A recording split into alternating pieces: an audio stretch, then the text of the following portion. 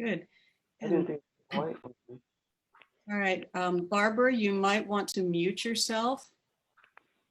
And Becky as well, I think you guys just joined. Anyone who has not muted themselves yet, we would ask you to please do that if you're not a presenter or not currently asking a question.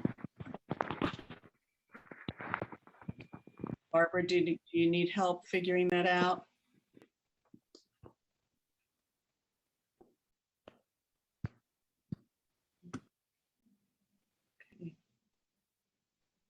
All right, we'll just hope for good low background noise then. All right, so this is Cindy Wigglesworth, and Karen and Reverend Karen Tudor and I are your sort of co-hosts for today. I'll be helping to guide the question and answer session. I'll be paying attention to the chat box if you want to post things in the chat box. And when we get to the end, we'll also explain to you how you can raise your hand if you would like to be called upon for a direct sort of Q&A conversation. The presentation today is on the living history and bright future of Freedmen's Town.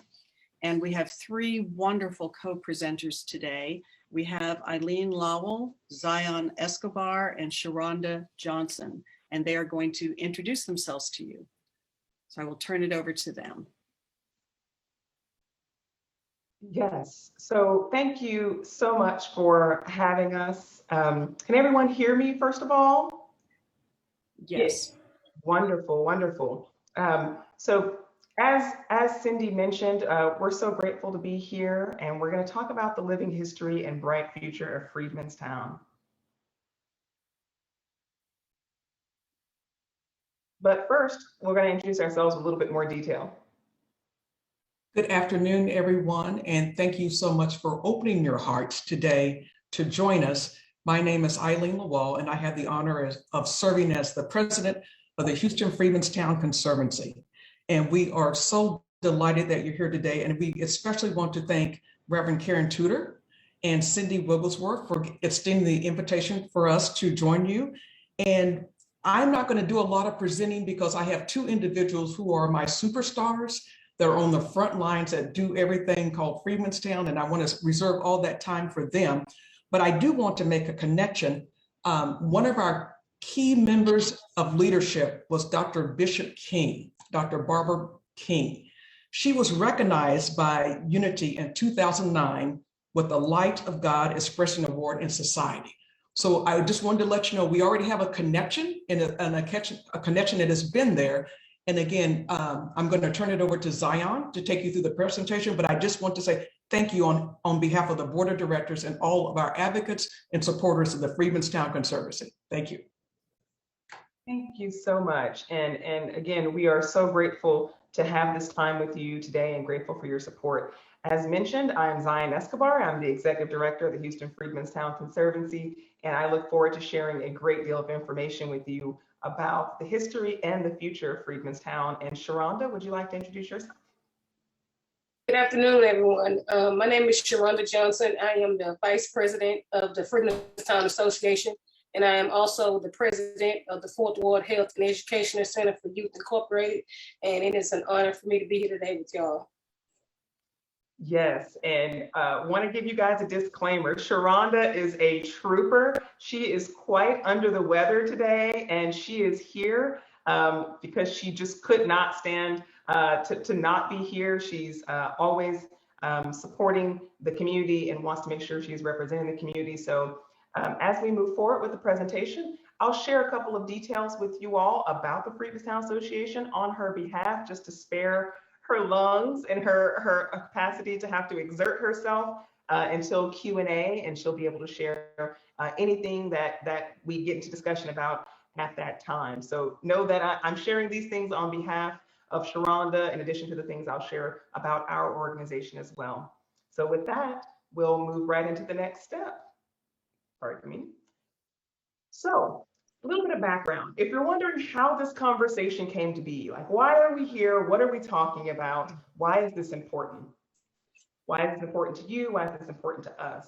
I'll start with this, that the Houston Freedmen's Town Conservancy is charged with telling the story of freedom. in historic Freedmenstown. As you heard in the title of this event, it is Houston's oldest African-American neighborhood, and it's located in the 4th Ward District. Many people have heard of 3rd Ward and 5th Ward, but some people forget about 4th Ward. And so we want to make sure that you understand the importance of this community in the history of Houston and of Texas, and the nation and abroad. And so the Conservancy, just in case you're meeting us for the first time, you're hearing about us for the first time, we were established in 2016 as a mayoral task force, and then we formally became a 501c3 in 2018. And we are here, and our primary focus is to protect and preserve the history of Freedmenstown for the benefit of future generations specifically. We're concerned about the future, that bright future that we mentioned, and we want to make sure there's something there in the future. And so that's where a lot of these things come together. So we support community engagement, re-education, and heritage-based tourism and events, and a lot more, in fact. So our story. If you're wondering what our mission and our vision is, specifically, our mission is to preserve that historic legacy of Freedmenstown. And we want to inspire everyone with education and awareness of its unique story.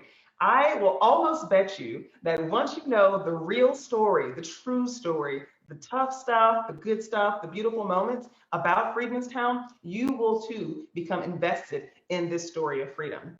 And so our vision is that there will be global recognition of this historic district, and that it will transform your understanding of emancipation to be the story of freedom. Many people don't have that association right now, and we aim to have the world understand this story. So we have a couple of goals, and as you'll see, our goals and many organizations in the community, they parallel each other. But what I'll share with you here today is that several of our goals are to support the Heritage District and its improvements, to support advocacy and do community building and public education, community engagement, and collaborative leadership. And so us being here today with Sharonda on behalf of the Freedmenstown Association is about that collaborative leadership. We have to do this together, and we are excited to do it together. And I think you'll be excited to see all the wonderful things that are coming in the future. With that, I'm going to transition to a little bit of background about the Freedmenstown Association. And Sharonda, I think you gave me permission to go ahead and speak on your behalf on this section, just to go rapid fire, right? Okay, so the Freedmenstown Association is a nonprofit housing and economic development organization whose focus is on the revitalization of the Freedmenstown community and the educational development of the Freedmenstown youth. They were established in 1981. And they were founded with the purpose of assuring the active and effective participation of Freedmenstown's current and former residents in the planning, the preservation, the restoration, and the development of this historic area. Their mission is to preserve and restore the Freedmenstown community and empower the residents to serve as advocates for affordable housing and economic development. And their vision is to lead a comprehensive community-based housing revitalization effort to enhance the ability of low to moderate income families and individuals and youth to achieve lasting economic viability. And there's so much more, in fact. And just to capture those goals so that you understand kind of the breadth and the depth of impact that each of our organizations will have, the Freedmenstown Association has several goals: affordable housing, serving as a resource center, serving as a community servant and to offer community service opportunities, and also historic preservation and financial empowerment.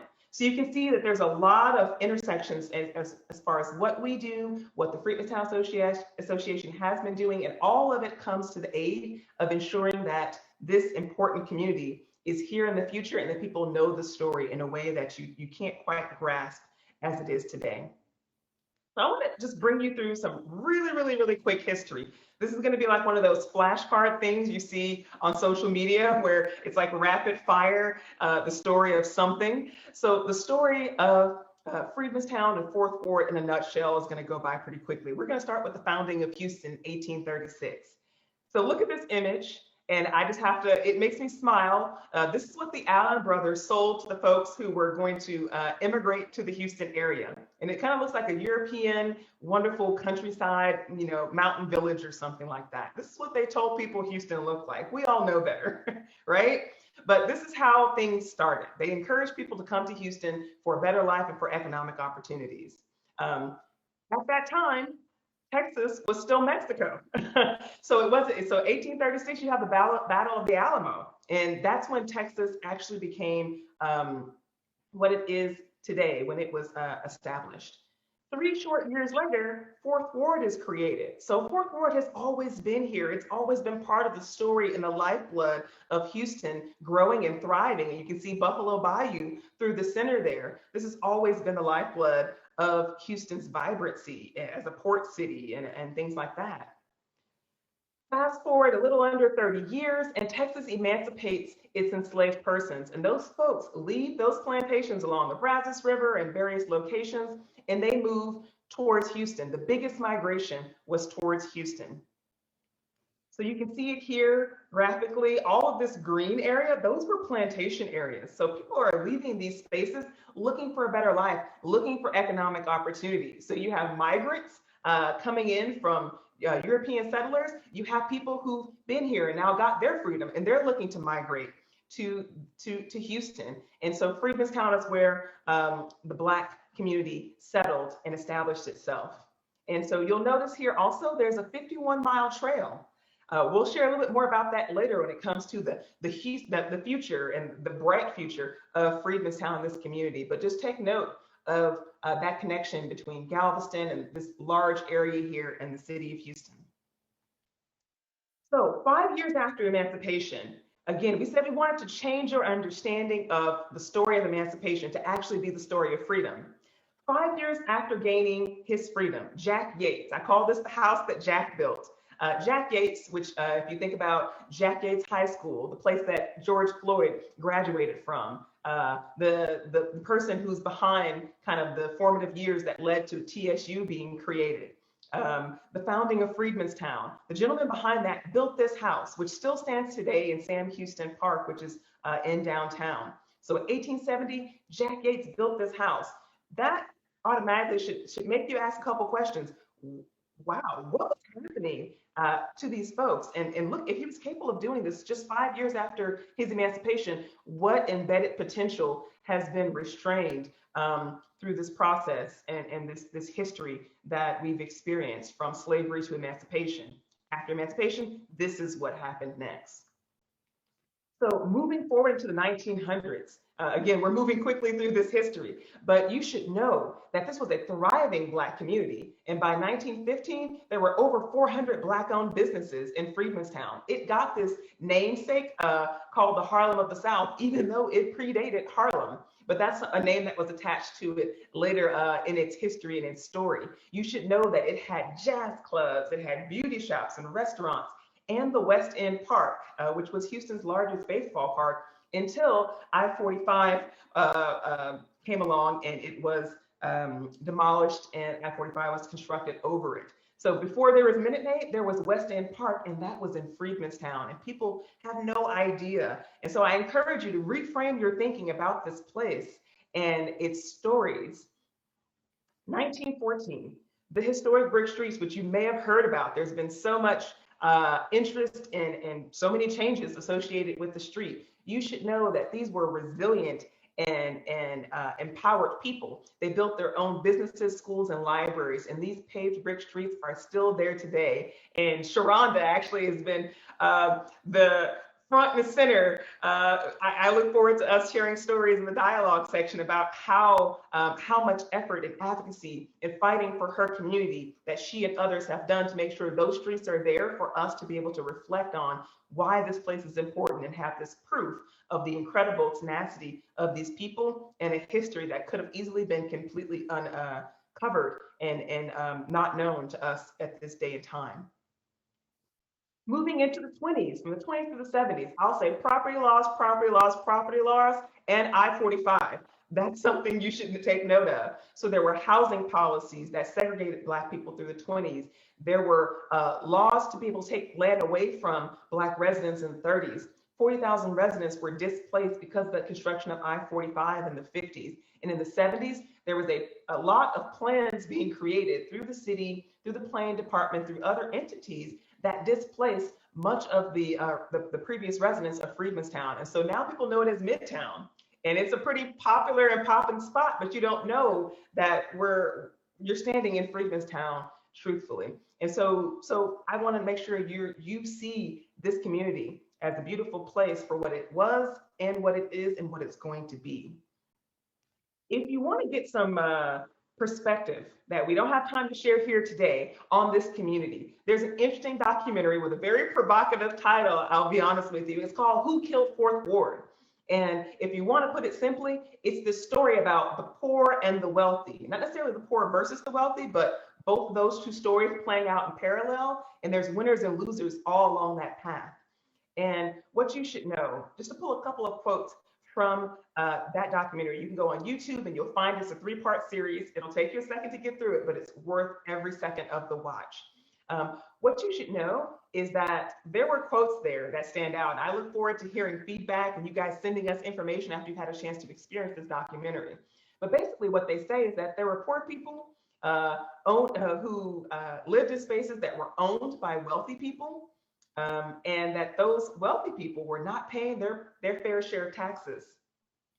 And that the Chamber of Commerce at the time, and you'll see this in the documentary, that they said eventually Fourth Ward will become part of downtown, don't you think? And they said, oh yeah, there's no question. And if a proper tax were put on that property, it would happen pretty fast. It will happen. This documentary was from the 70s. So here we are in 2021. And what you should know is that Fourth Ward represents a microcosm of all the problems that afflict and affect poor people, and that everybody should be concerned about this place, because while it's Fourth Ward today, it might be them tomorrow. And that's what should cause you concern and urgency to support and understand this story and how it can survive going forward and your role in it. And so with that, I want to switch to a conversation that you may have heard a lot of folks talking about as of late, and that's equity. And if you are at all sympathetic to the conversation about equity or curious about it, understand that equity in the context that we're talking about here in Freedmanstown means promoting justice, right? Equity is to promote impartiality and fairness within procedures, which you can understand if you have any history of housing policies. There was not fairness there. And that's how Freedmanstown came to be what it is today. And that there was no equity in the processes and the distribution of resources and rewards by institutions and the systems that be to help this place. And that if we want to tackle equity issues, we have to understand the underlying issues and the root causes of disparity within our society. And so Fourth Ward is important and Freedmanstown is important because it captures a lot of this equity conversation. If we can get it together and we can get it right in Freedmanstown, there is hope for so many other spaces in Houston, minority spaces, Black and brown, to be honest with you, in the city of Houston. So I want to give you this graphic, and it may be a little corny, but I just want to encourage you to look at this and say, people are talking about equality, equality. Well, there's a nuance I want you to be aware of between equality and equity. Equality is everyone should have a bike, right? Everyone should get a bike. Give everyone a bike. That'll fix the problem, right? Everyone should get a house. Everyone gets the same house. That doesn't actually solve the problem when you understand that equity is solving the right problem for each individual and meeting them where they are at their needs. This woman is mobility impaired and cannot use a bike that is the standard 2-wheel bike. She needs a different solution for there to actually be equity. This gentleman is very tall. He needs a different size bike than the little girl here or the young woman here. And so you can see that not all things are one size fit all. So when we're talking about equity, we're talking about the appropriate solution for the community where it's at today. Not everything should be copy and pasted from every community. We have to be allies and stewards of what solution works with the community. And so I want to take you back on another part of this conversation. We're talking about equity, but we're also talking about memory. And in order to truly understand the true memory of a space, which I zoomed past all that history, there's a lot more you don't know, and I look forward to sharing that with you in the coming months and years. But you have to really reflect on and meaningfully engage the people who embody those stories and those memories.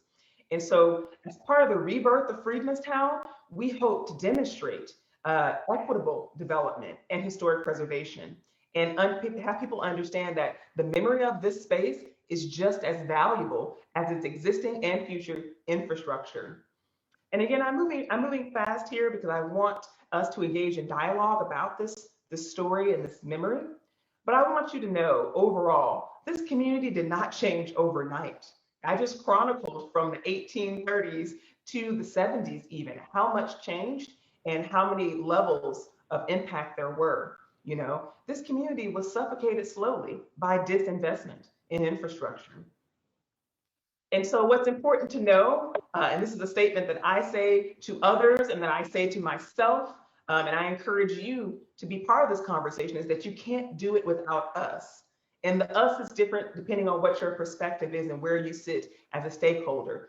But I want you to know, and I want you to think that community engagement, which is what we're doing here together right now, we are engaging ourselves. We are empowering ourselves with the knowledge to understand the importance of this story, is that this is a powerful tool. It's not just us talking because we want to have a conversation and tell stories to make ourselves feel connected to something.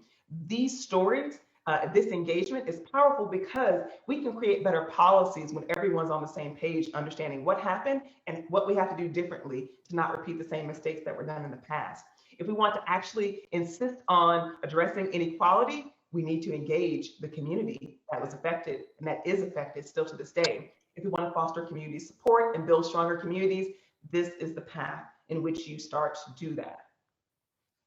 So I'm going to take a breath. I know I've been going really, really fast, but I just want to say that's a lot of change in a community. There are a lot of people and there are a lot of stories that happened along the way and all that change.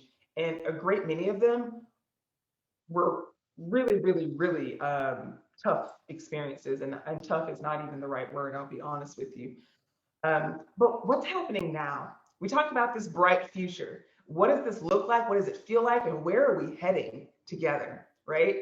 So I'll just a real quick snapshot. You'll see here the Visitor Center, the African American Library, the Ned Pullum House, the Antioch Baptist Church, Bethel Baptist Church, the Yates Museum, historic cemeteries, the Founders Cemetery, Beth Israel Cemetery. Both those things are located in Freedmen's Town. That's the founders of Houston, y'all. The founders of Houston, their cemetery is located in Freedmen's Town. The oldest Jewish cemetery in the state of Texas is located in Freedmen's Town. There are more stories, not just Black stories, that need to be uncovered and connected here to understand how things came to be. And this, of course, is the another historic home. All of these are in various states of designation, of landmark status, and things like that. But you should know there are several UNESCO slave route sites of memory here.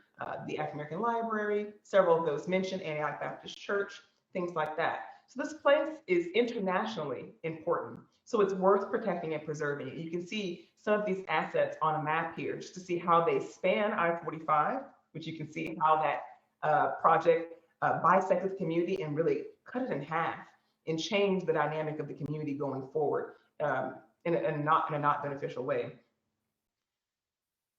So we're talking about envisioning the future, right? While protecting and preserving it. That's where we're heading it. And so we have these concepts, ideas, and inspirations that we're working on behind the scenes, but we are engaging the community in that dialogue to find out what they want to see, how they feel about their community, and what they want it to look and feel like going forward.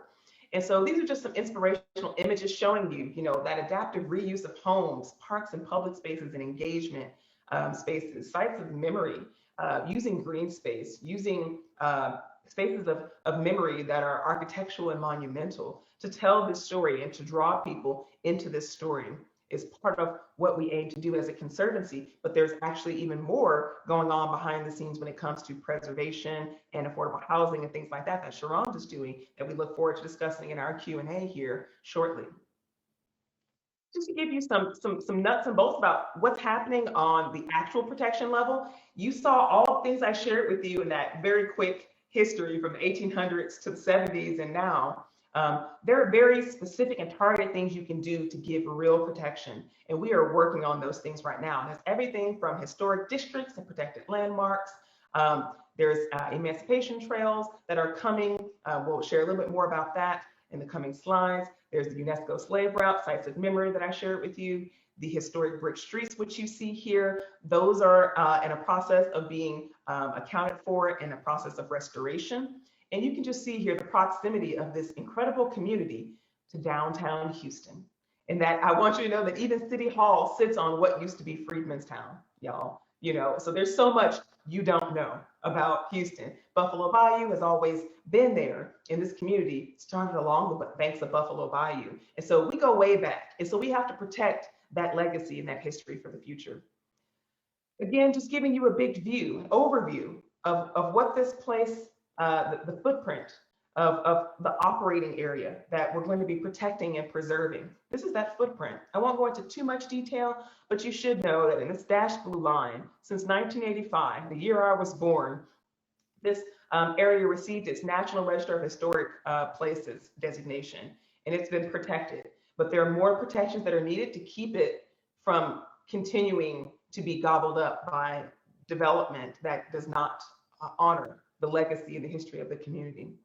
There's a way to do both, and we aim to do that in partnership with community organizations, with the people to do that properly. So things that are going to be happening that honor that history, that honor that legacy, and facilitate affordable housing, adaptive reuse, and projects that show proof of why you should save structures like this. So you see these wonderful houses here. I want to share with you on behalf of Sharonda, and Sharonda, please let me know if you want to pause and share some of your history about this space. But I want to share with you, this is where we're going to have the Freedmanstown Visitor Center. This is right next door to the African American Library at the Gregory School, which is a UNESCO designated site, which is up here in the upper left-hand corner in this rendering. These three spaces will be activated, but there's a special history to specifically this house on the far left. Sharonda, would you want to share anything about that really quickly? Sure. And I also left this out in my introduction too. I am a 5th generation descendant of Freedmanstown as well. And the third house on the end there was my childhood home. I grew up there, and I actually used to play on top of the Gregory School when it was an abandoned building. I actually witnessed Mount Horeb Missionary Baptist Church burn down in that same house. So just a little insight for you. Yes, yes. And so what's important is that you understand that preserving and protecting these histories, these stories, it all comes full circle. Sharonda has been watching this community change and is on fire and trying to protect her community because she sees what could happen. And so we are honored to be able to reuse these spaces to continue that story, to honor the legacy, the history of her family as well in permanent exhibitions in these spaces, but also to invite everyone like yourselves to come and join this conversation, to have tours. You'll see there'll be everything from family reunions and things that kick off here and come and learn this story, and genealogy and explore your connections and the various structures and designations and the living history. But there's so much more that's going to happen here. And so one of the ways that you'll be able to experience this place is through an app that's in development. That's going to be an immersive digital experience. So there's a bright future, and you'll have a way to be able to tap into that story on your phone as you come with your family. This app will connect into, hopefully, the full 51-mile Emancipation National Historic Trail that's coming to the region as well. But I just want to let you know, we won't go into too much of it right now, but there are tools on the way for you to be able to get some insight into this story of freedom and start to really experience it for yourself and understand just how gripping some of the information is. There's also an Atlas project, the Freedmanstown Atlas project, which is a collaborative project funded by Rice's Race and Anti-Racism Research Fund. And so this is just a quick snapshot of something they did, a group that's helping us out did for the Rice University campus. And you can see that basically you're able to go back in time from the 1800s to 2020 and visually see how things are changing. That in itself tells you a lot about what really happened here. When you see what was there and what came to be of that space, and you get footnotes and details on the why behind it, you'll be able to experience those things in the coming months and years with the development of all the content and the story being curated and put together for you to understand why this place is so important and how much it's really kind of suffered under the weight of neglect, and why you should support it so that it's no longer neglected.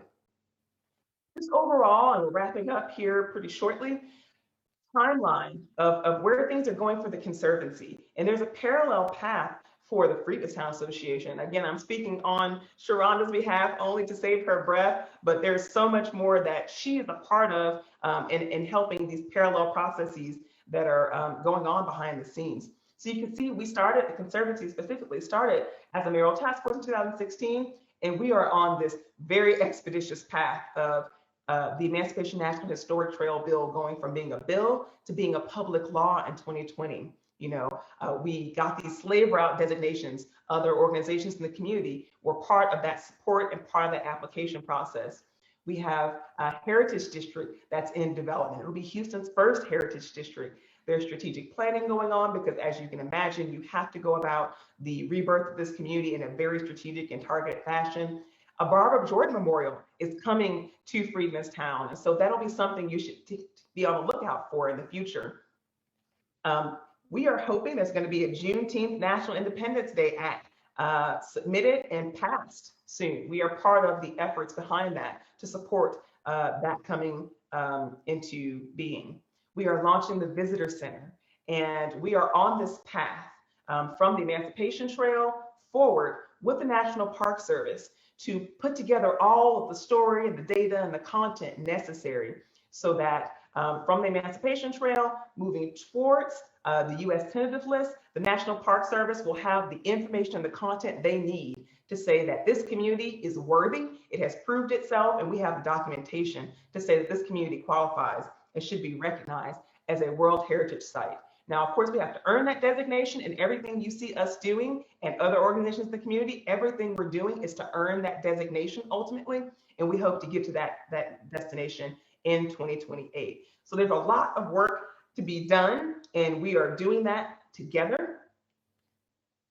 And I want to share with you how you can help. But before we get to all those details, I want to take a pause, and I want to see if there is any questions.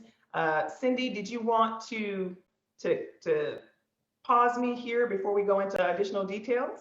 Sure. So if you have questions, you have a couple of choices. You can ask questions in the chat box, or you can raise your hand to be called on. And in order to raise your hand, you would look on the menu, which on my screen goes across the bottom of the area where you see participants, chat, share screen, record, and then reactions. And if you click on reactions, the first thing right above it is raise hand. So if you click on raise hand, it should appear in the participant list.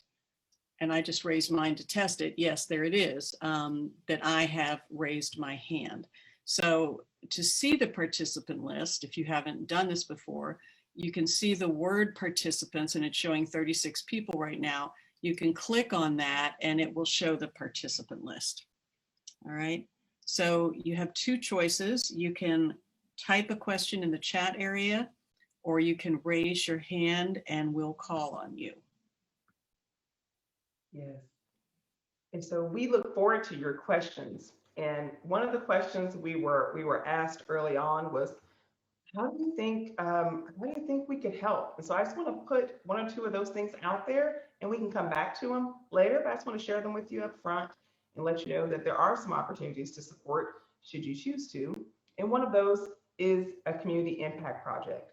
The Freedmen's Association will be receiving some financial support via the Houston Endowment, a grant from the Houston Endowment, to restore historic affordable housing units. And that's a picture of those units that Sharonda has been giving her lifeblood to. And I'll pause. Sharonda, do you want to say something about this opportunity?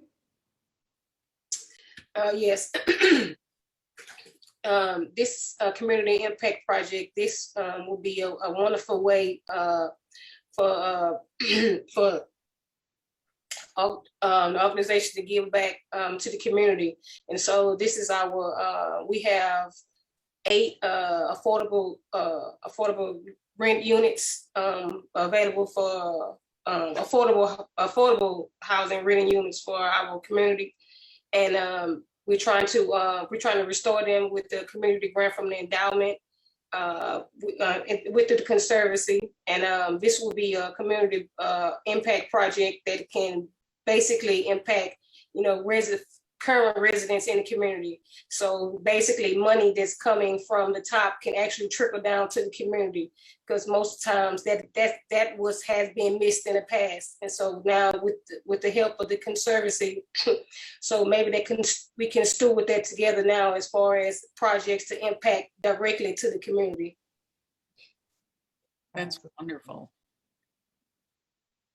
We've got a couple of questions in the chat, and one person, Reverend Shirley, has raised her hand. So I'll read the questions in the chat first, and then Reverend Shirley will come to you. So hang on, I'll get there. The first question in the chat says, are the majority of persons presently living in the Freedmen town area renters or homeowners? Oh, it's 76% renters, if I'm not mistaken. Correct. Yeah.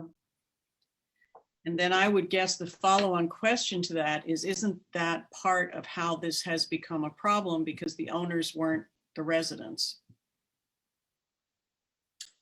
Correct. Residents don't have a vote or a say in what goes on. Only the owners do. Right. And there was, I assume, some relationship potentially to this, to all the other systemic discriminations that were occurring since the Civil War, which included difficulties getting mortgages, et cetera. Correct. And what ownership that Black families did have, they were swindled out of by some kind of trickery. Yeah, so the legacy of injustice perpetuates across the generations, leading to these kind of numbers. Correct. Yeah. Anything else you want to say about that, any of our lovely presenters, before I go to the next one? I appreciate that question. And so part of why it's so important for people to understand this story is so they can make exactly the connection that you just made there, Cindy, is that this place is what it is because people didn't understand the value of what was there. And even African-American residents weren't empowered to understand and to know, and weren't specifically engaged in being protectors of their community historically. And they didn't have organizations like ourselves helping to empower them. And that's why our organizations are so important, is because you have to have an advocate on the ground helping people do all these various things. And sometimes you have to tell the story, and then sometimes you have to actually solve the problem and do the physical work. And both of those things are necessary so that your memory plus your infrastructure is there to create equity. Right. And historically, I would guess that rental properties with distant homeowners were not well maintained, which led to many of the problems you're dealing with now. Is that correct? Oh, yeah. Correct. A lot of absentee landowners. Correct. Right. And you'll, if you go check out that documentary, Who Killed Fourth Ward, you'll see that whole story played out of homeowners who essentially are slumlords. And so, but still charging rents that are the most expensive rents in all of Houston, then and now. Wow. And so is some part of your vision, just kind of carrying on in that same thread, going to help restore ownership of these homes to the residents? Well, our mission is more like community land trust, something more valuable. Well, the residents, the community, where it be a big ball, a whole full circle. Everything comes into fruition all together. Got it. Right. And So Cindy, there- may I add, also, the other significance is the age of the homes. Mhm. Currently, Houston has the largest inventory of spaces reflecting the 19th century Mm. that are still intact. So although the homes may not be owned by the individual landowner, by the individuals, some of the spaces that are lived in by people of color are owned by the city and have landmark protections, so that as we evolve through our mission, at least we'll know that we still have those spaces and they won't be torn down by a non-friendly individual. So we're working in conjunction with the city to ensure that those spaces that have landmark protections are part of all this vision we have in getting World Heritage designation. Wonderful. Wow. All right, I'm going to ask one more question from the chat, then I'll go to Reverend Shirley. We have a question here. What's the timeline for the new developments? Well, timeline is, I guess, maybe a bit tougher of a question to answer because it's a project by project site. For instance, the visitor center, as far as that specific development, that's coming online within the next 2 years. And we must get that up and going within the next 2 years. We're hoping it's even sooner, but I'll tell you 2 years as like the maximum. And so all the other developments are a matter of having the financial support and having the buy-in and the planning efforts done and completed with the community to say, okay, now these properties can be acquired, they can be protected. That's a more robust effort. That's a little harder to pin down as far as a specific date until you own all the properties and you can plan the specific project. You can't really truthfully state the date that it would be developed. Could you say a little more about the urgency on the visitor center? I gathered from the way you spoke about that, like that's a hard deadline. So there's something really pressing about that for you. Ivan, would you like to speak on that? Yes, it is pressing because that's a directive that we have been given by our elected leadership. And that's something that they want to happen. And we want to ensure that that is done within that time frame. Having a visitor center completed gives a space where now our guests can go. They have a central location where they can go and learn about the history. But what's even more remarkable about that is now they can physically go and see what they've just learned about. They will be able to leave that visitor center and see the first freed school for children, see the first Brick Street, see houses that are 1870 or that were built in 1865. If you visit the National Museum of African American Culture in DC, one of the things that you hear when visitors leave after they see this beautiful structure, you'll hear them saying, wow, I wish there was some place where we could go and actually see the history that they have represented here. Well, Houston answers that question. If you're looking for a space that reflects the 1800s, 1900s, Houston has that original footprint. And that's the advantage that we have right now, that we're going to ensure, again, that that visitor center is done in 24 months and that those visitors, we pull them in here. Also, not only do we pull visitors in here, we also create jobs. We create a revenue stream. And once those types of things are in place, then it is much easier to get support, not only globally, but locally, because they see the value that the space provides, not only for the community, the region, the nation, as well as the rest of the world. Wow. And inspirational, educational work like that will also help with the funding of the additional work that you're trying to do in the community. So it would build. Yes. Got it. All right, Reverend Shirley, you want to unmute and tell us your question? Yes, I read an article fairly recently that Houston way overplays our history as a Western town with cattle and cowboys and ranches. And we tend to ignore or gloss over the plantations and the cotton and the slaves. And I just want to know what you think about that. And I appreciate that your work seems to address that history in a way that we just aren't taught a lot of times. I'll take a stab at that one. Unfortunately, that same approach is applied to people of African descent around the world. Our history has not been included in school curriculums, so no one really knows about it. In 1996, the World Heritage Organization met in Ouidah, Benin.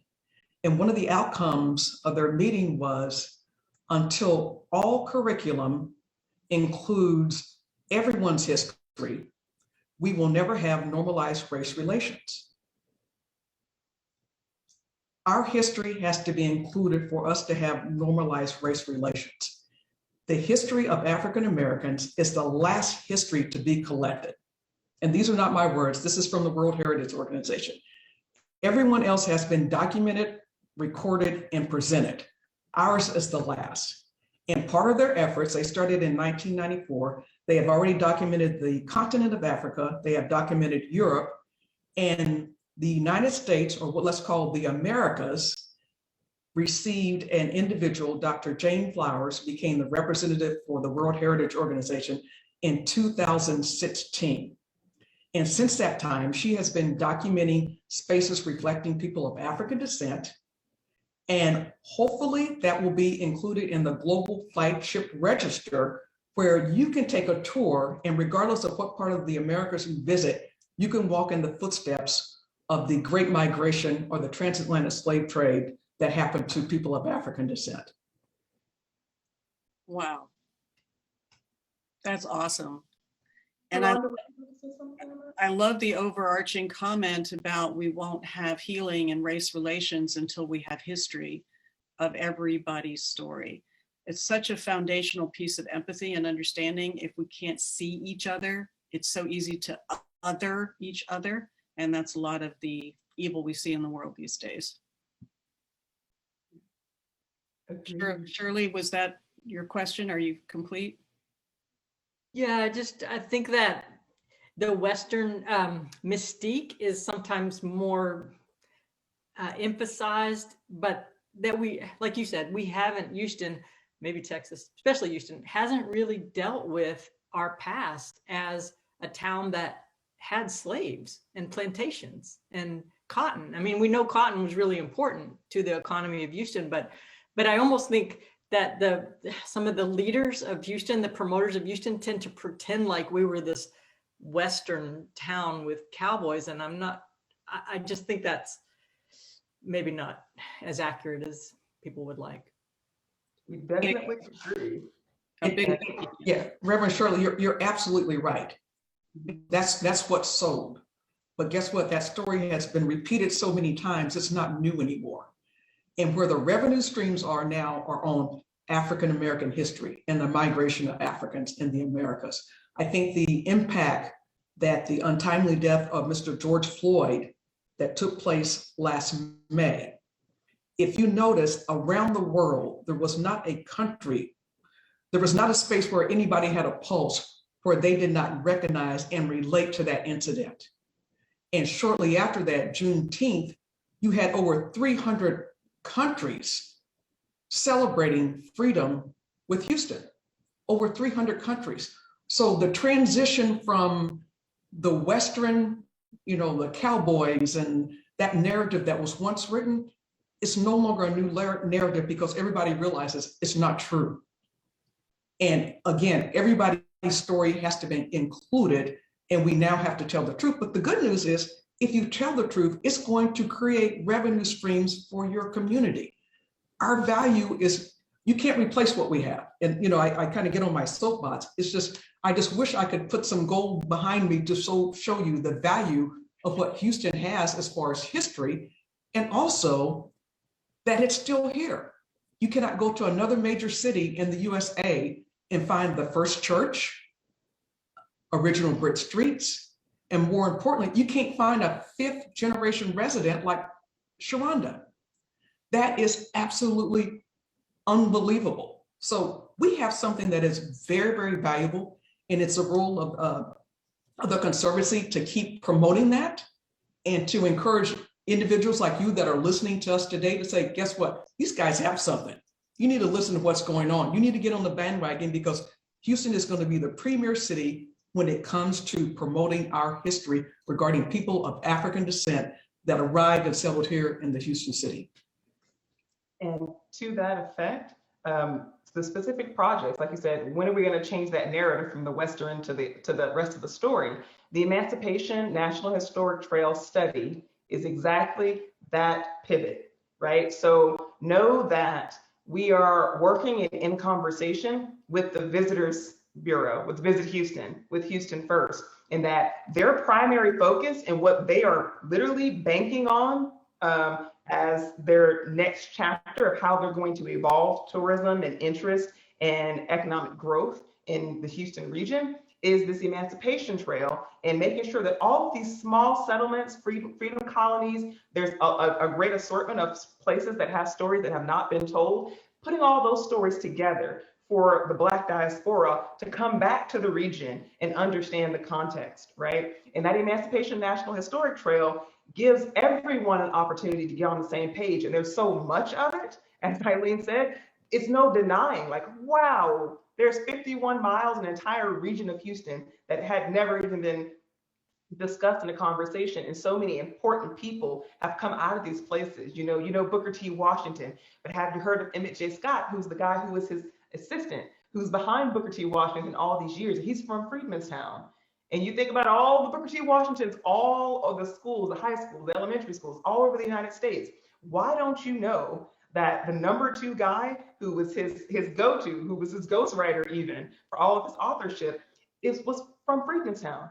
You know, there's so many stories and hidden history that are going to be uncovered that you actually have something that's completely fresh and new, and it's refreshing, and it's going to be a healing process. And we have this entire tapestry to create that story of healing, essentially, that everyone can get behind. And you know, you give your dollars and cents to local people who are telling their stories, and in that way, you again are creating equity. Awesome. And you know, our program here at Unity is called Healing the Heart of America. So this is very near and dear to our own vision of the future that we're trying to live into. Wonderful. We have a couple other questions in the chat. This one says, it seems like the community is being overrun by densely constructed townhomes. Is this a good thing or a bad thing? I want to pivot that to Sharonda, so she can tell you the whole truth on that one. Give us the whole truth, Sharonda. Well, that would be the case, you know, from the outside looking in, but no, that's the community is not being overrun by condos and townhomes. Actually, you know, it's redevelopment, and you know, that's what it is. It's redevelopment, and we just want to make sure that our residents can actually be a part of the redevelopment and to benefit. So the community, you know, so I affectionately call the community, we have our new members of the community, and we have our old members of the community. And we just need to, I guess, everybody get together at a meeting point and just to see, like, you know, we were here, y'all are here now, you know, so what are we gonna do now together? Okay, so looking for partnership from the various residents of the community, however they got there. Right, because you know, you moved into the area, you might not have known the significant history of where you moved into, but once you learn the history, you know, so it seems like it'd be just, you know, a balance for you to come into a community and try to see, you know, what can you do to right the wrongs. And surprisingly, that's what happens. Our new residents, they seek us out and they want to know, like, hey, you know, I didn't know, you know, I bought my house on Andrew Street. I didn't know it was the historic, it was this, it was that, you know, so what can I do to help? You know, so it's just, I guess, a matter of communication, you know, so we don't feel ill will for people buying homes in our community. No, we thank you for buying homes in our community. You know, our community is a rich community, and you know, it's just not for us, it's for everyone in Houston who wants to enjoy this community. But it's just the open dialogue between, you know, the new residents, the old residents, you know, the churches, the community, and the development. If we all get together at the table, you know, everything will be cohesive. Wonderful. That sounds great. We've got one more question, and then I think we need to share the information about if people want to make donations again, because I think there's another slide as well to come. But the last question in the chat is there a historical tour of Houston Freedmen's Town? Well, there actually is. Okay. We give a historical walking tour that I lead myself, and we also have a bike tour that is led by Pastor Purvis Hall, who is also one of the Freedmen's Town Preservation Coalition members. So yes, we do have tours, and I don't have that information right now, but my brain is foggy. But yes, we do have tours. Okay, well, if you guys, someone, Sharonda or anyone could get that information to me, I'll make sure we get it shared. So people can sign up for that if they want to. Okay. If there's nothing else, I don't see any more hands raised or any more questions in the chat. Lots of compliments about excellent information and how grateful people are. I think, Zion, we could maybe go back to the presentation and you can talk a little bit more about if people want to get involved, how they can get involved. Yes, I think I see Sheila's hand. Did you already ask your question, Oh, Sheila? Sheila Blake. I didn't see Sheila Blake's hand. My apologies, Sheila Blake. It's okay. It's a big screen. Thank you. So I have a little personal experience with Freedmen's Town. When I was relatively new to Houston, I was also the first woman building inspector, and I was assigned to something called the Dangerous Building Team. It wasn't the team that designated buildings as dangerous. It was the team that helped get them off the dangerous building list. So I ran into a lady named Gladys House. I haven't heard her name here, but she was a maverick and a powerhouse, and she was constantly pushing. I think she was involved in getting the designation as a nonprofit. I liked her a lot, and we were friends. And back in the 90s, it was really hard to go into those homes where the slumlords did not fix them up, and people were there having houses fall down around them, and they would get declared dangerous. And I would go in and see what we could do to try and make them meet code, at least be livable.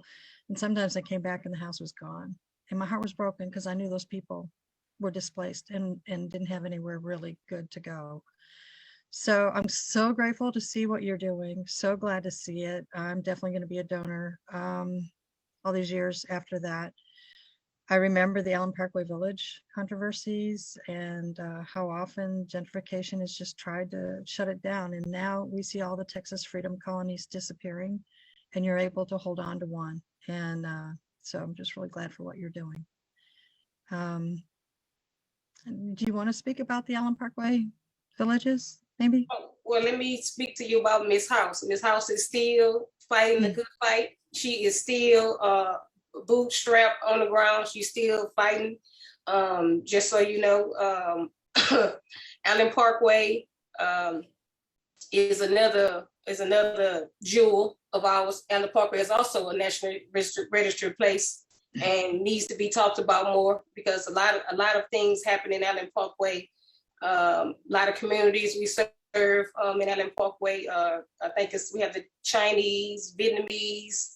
It's a different little population in Allen Parkway, and the constant battle.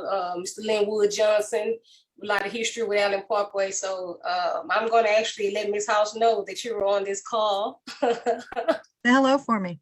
I sure will. I sure will. Yes. So exactly what you just said is part of why you see us working together, because there is an entire lineage of history that's there, right? And effort and empowerment that goes along with that, of tapping into that original fight, essentially, and understanding how things were done so we can have a strategy on how to undo some of those things, right? And when you have legacy homeowners, legacy activists and grassroots organizations, then you can actually try to figure out, you know, how do we do this different? And even with some of your knowledge about how people were cleverly finding ways to put things on certain lists, right? Some of those same tactics had been used. Fortunately, we're actually turning a corner of cooperation and collaboration with various city entities and agencies, and there's new advocates who now understand the story and therefore are allies in protecting it. And that's why we put those two things in sequence. Once you understand the story of how bad it has been, you can't, in all honesty, ignore it, walk away, and be like, well, okay, good luck. You know, so that's why it's so important to tell the story of freedom. It's not just for telling the stories, because stories like yours, where it's affected your life and you watch someone be displaced, you know what that's like, and you know that it was a policy change. It was a piece of paper that allowed that to happen to an individual. And so that's why we support advocacy and protection and telling the story at the same time in parallel. Wonderful. Thanks, Sheila. Great story. You both engineers, I think, so you probably have to talk to each other about. Yeah. No. And here's that slide, Cindy, you mentioned. Yes, so ways that people can get involved, how they can help. It doesn't have to be a huge donation, it looks like. Right. So there's two opportunities. The one I kind of gave you a sneak preview of earlier is on behalf of Sharonda's organization. And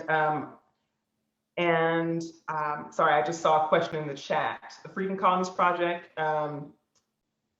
is the Freedom's Colony considered part of the Freedom's Colonies Project? Technically, they're not the same thing. They're two separate efforts. One is kind of a larger scale quantification. This one is a very specific action oriented, not just uncovering the stories, but really getting in and doing the healing and the work of fixing that and then preserving those stories. Sorry about that for that quick detour, but I saw that in the chat and wanted to answer that from Debbie. Thank you, Debbie.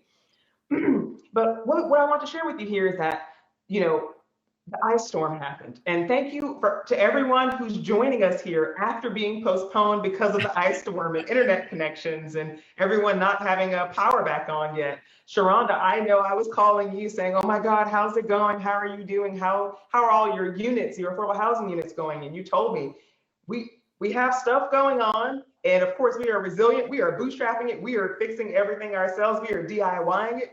But there are some things we could use some support on if you know someone who can help us. So this is one of the ways you can help. This is a 2-for-1. This is a historic preservation project, a community impact project that you would be matching funds from the Houston Endowment that the Conservancy is helping to support the association with, and you'd be helping with the post-ice storm recovery from pipe damage and roof and things that were already not so well, because this is an incredibly historic building. Sharonda, what's the date of these two units specifically?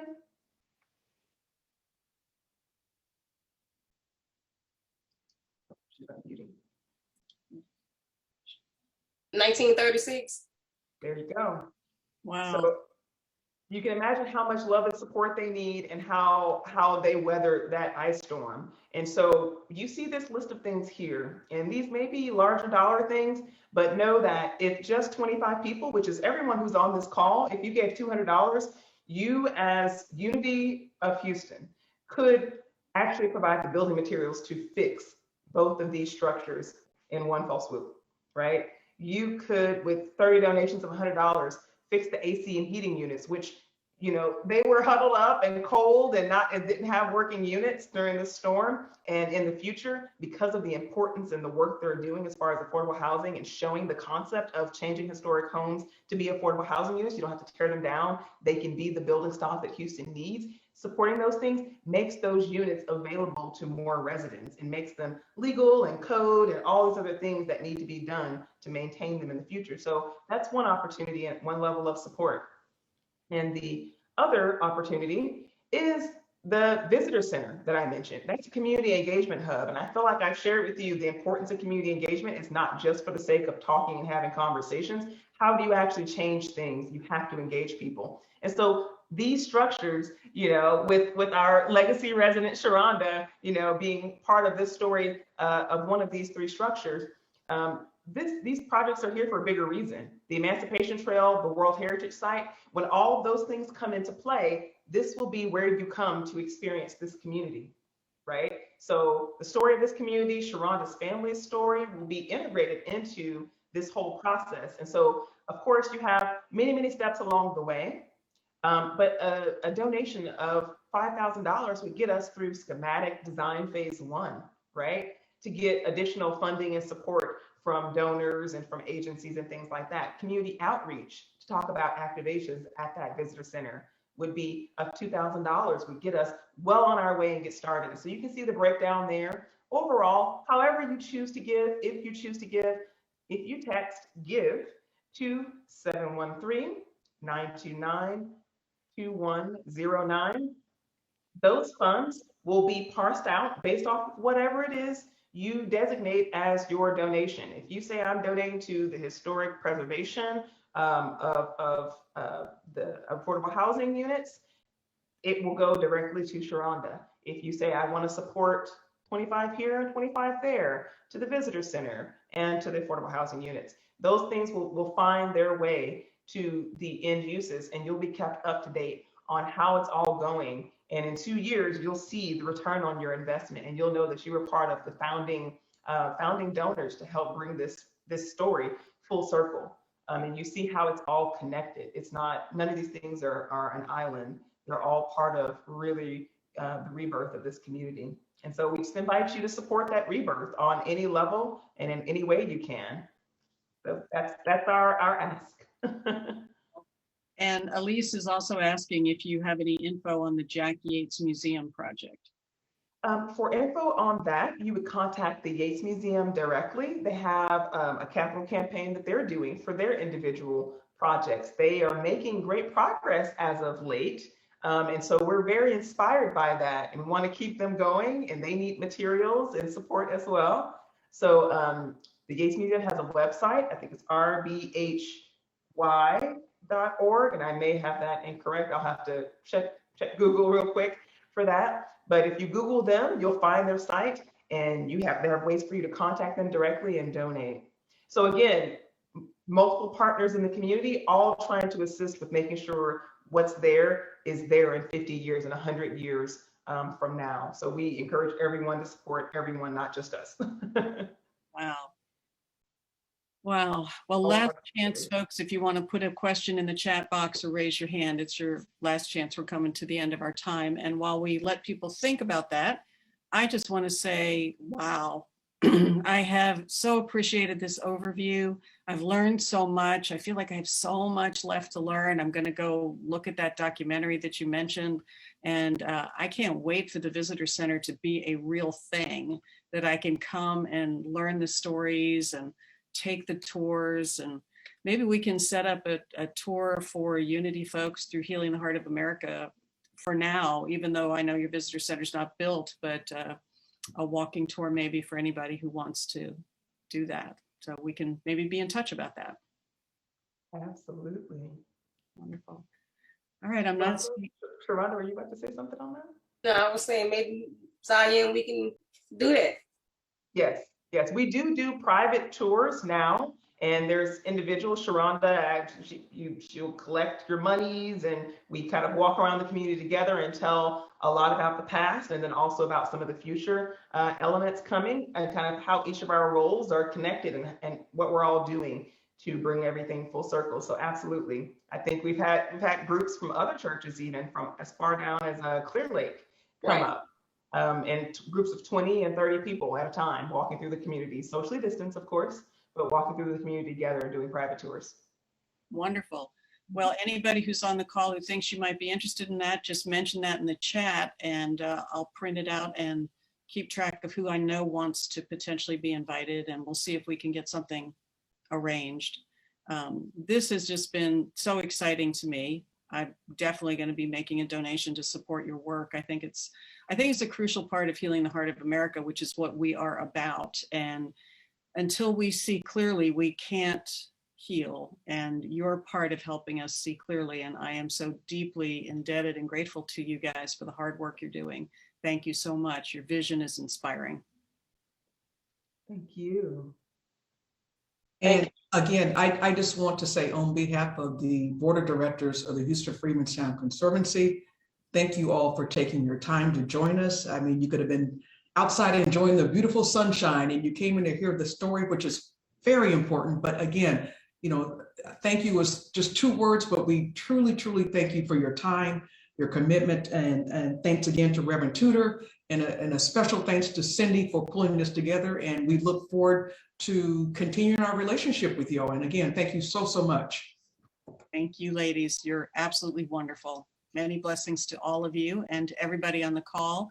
I'll stay here and keep track of the who wants to go on the tour for a few more minutes. If you're still typing, you don't have to panic. But at this point, I guess we can consider ourselves adjourned. Reverend Karen? Well, all I was going to say is that we'll pick another beautiful Sunday afternoon or an afternoon with sunshine in the spring and come and walk the streets of Freedmanstown. That would be quite an honor and definitely a beautiful education. So thank you so much for being with us. We're beyond thrilled, and you can see in the chat a lot of everyone here has been really so impressed and blessed by you. So thank you. Thank you. I think we got some labyrinth enthusiasts wanting to go check out the labyrinth in particular. We'll have to make sure that's part of the tour. I am too. I'm very interested in that. Yes. All I right. just want to share with you all while you're watching this picture. You can see Sharonda down in the front right-hand side of that picture. You should know that she is not only partnering with the Conservancy to facilitate many different community impact projects, but this is maybe two of the 3, I think, that we're doing in collaboration together as far as financial sponsorship. This labyrinth will be restored. So there's going to be construction and kind of rehabbing of bricks and things like that. So we've got volunteers out here to help take away the weeds and things that were overgrown, of course, over the course of COVID. Things haven't been maintained. And of course, the organization, which used to be Mount Carmel Baptist Church, which has one of the community elders as its leader, needs that support and couldn't get out there and do it themselves. And we don't want them to have to pay for that. So we may call upon you guys to come out for a day of service, on a different day, as well as a tour for those who want to get involved and want to get engaged. We'll have another tour to complete the rest of that cleaning and clearing process.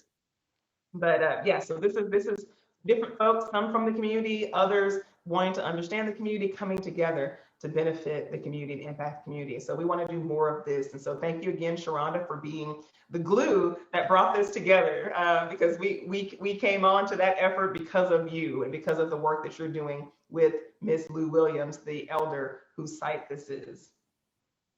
Wonderful. Thank you. Thank you. So with that, I just wanted to let everyone know what that picture was about. That's fantastic. I think we have a volunteer to help with the cleanup too. Elise has posted. So you probably can get some volunteers here to come and help clean up the weeds. Thank you. Thank you. Wonderful. All right. Well, I wish you all a very blessed evening and a wonderful week. And I'm deeply grateful for your time and your brilliance and the work that you're doing and the vision that you're holding. And I pray and will keep my prayer over the whole of it. And Reverend Karen, do you want to end with a blessing of any kind? I can do that. I just say that as we get ready to close for the day, let us go back into our lives, enriched by this experience, by this shared history that really blesses this community, blesses this city, and which in turn, of course, always blesses the world. And it comes through each of us, and it is doing its holy work through us now. And so it is. Amen. Amen. All right. Amen. Thank you and much love to all of you. Have a great evening. Thank you very much, everybody. Appreciate y'all. Thank you. Thank you.